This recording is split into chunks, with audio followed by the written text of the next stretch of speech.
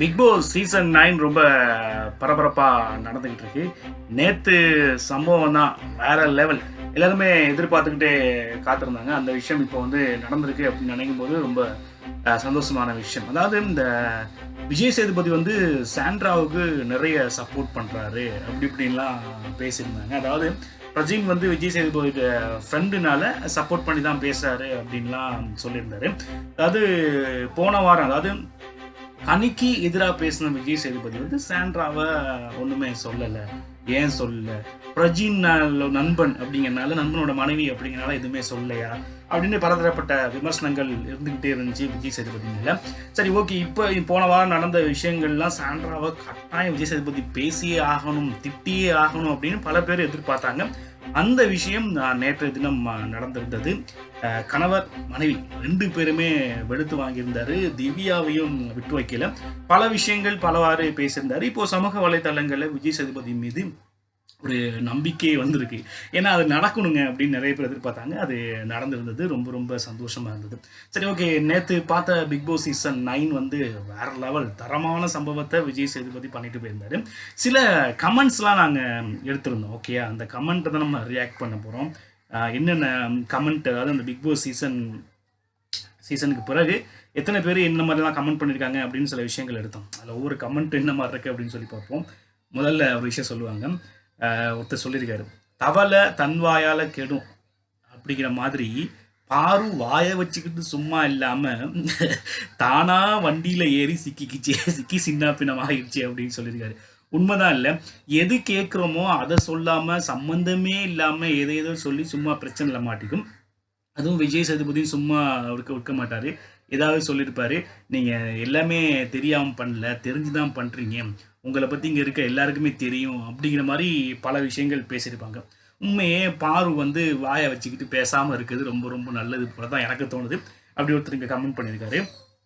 அடுத்து இன்னொருத்தர் சொல்லியிருக்காருங்க, ஆஹா, விஜய் சேதுபதி பேசுனது உண்மையிலேயே எனக்கு ரொம்ப சந்தோஷமா இருக்குங்க, கிளின்னு கிழிச்சிட்டாரு போங்க அப்படின்னு சொல்லிட்டாரு. நம்ம எஃப்ஜே இருக்காருல்ல, அவரு ரொம்ப திமிரா இருக்காரு அப்படிங்கிறது மட்டும் சொல்லியிருக்காரு. உண்மைதான். இல்லை, நேற்று திட்டின திட்டுக்கு அவரே சொல்லியிருப்பாரு, நானே நிறைய விஷயங்கள் மாற்றிக்கிட்டேன் அப்படிங்கிற மாதிரிலாம் அவரும் சொல்லியிருப்பாரு. சரி, ஓகே, நல்லா தான் இருந்தது. அப்புறம் நேற்று எபிசோட் ரொம்ப நல்லா இருந்துச்சு அப்படின்னு ஃபயர்லாம் விட்டுருக்காங்க. உண்மைதான், நேற்று எபிசோட் வேற லெவலில் இருந்தது. தரமான சம்பவத்தையும் அவர் பண்ணிட்டு போயிருந்தார். அப்புறம் விஜய் சேதுபதி தரமான சம்பவம், ஃபயர் அப்படி செஞ்சிட்டாரு அப்படின்னு சொல்லி இன்னைக்கும் அந்த செய்கை தொடரட்டும் அப்படின்னு ஒருத்தர் கமெண்ட் பண்ணியிருக்காரு. உண்மைதான், நேற்று நடந்த மாதிரி இன்னைக்கு ஒரு சம்பவம் நடந்தால் எல்லாருக்குமே ரொம்ப சந்தோஷம் தான். அது நடக்குமா அப்படிங்கிறது நம்ம பொறுத்திருந்து தான் பார்க்கணும். இன்னைக்கு வந்து பிக் பாஸ் சீசன் 9 வெளியேற போகிறது வந்து கெமி அப்படின்னு நிறைய பேர் சொல்லிக்கிட்டு இருக்காங்க. அது எந்த வகையில் உண்மை அப்படின்னு சொல்லி தெரில. நம்ம பொறுத்திருந்தான் பார்க்கணும் யார் வெளியேற போகிறாங்க அப்படின்னு சொல்லி. சில வேளை அவங்க தான் வெளியேறதுக்கான வாய்ப்பும் அதிகமாக இருக்குது. சரி, ஓகே, இந்த சீசன்லாம் இருக்கட்டும். கண்டிப்பாக இந்த சீசன் வின்னர் யாருன்னா விஜய் சேதுபதி. என்னது, கண்டிப்பாக இந்த season winner Bigg Boss runner Vijay Sethupathi, வேற யாரும் வேண்டாம். என்ன சொல்லியிருக்காங்க ஒன்றும் புரியல. சரி, ஓகே, அந்த கமெண்ட்டை விடுவோம். இன்னொரு கமெண்ட்டும் பண்ணியிருக்காங்க, இதுதான் பிரஜன் சினிமாவில் முன்னேற முடியல, அதுக்கு முக்கியமான காரணமே இந்த திமிரு தான் அப்படிங்கிற மாதிரி ஒருத்தர் கமெண்ட் பண்ணியிருந்தாரு.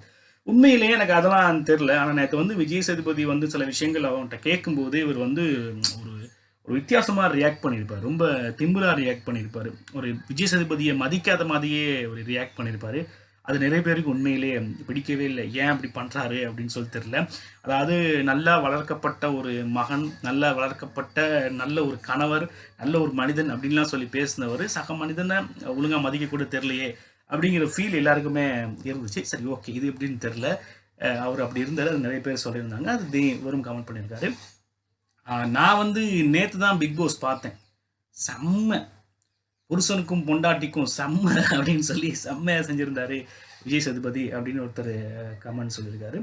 சரி, ஓகே, அடுத்த ஒரு கமெண்ட் வந்திருக்கு. என்ன அப்படின்னா, திவ்யா ஃபர்ஸ்ட் வீக்கில் நல்லா தான் கேம் ப்ளே பண்ணிக்கிட்டு இருந்தாங்க. உண்மையிலேங்க ஃபர்ஸ்ட் நல்லா பண்ணிக்கிட்டு இருந்தாங்க.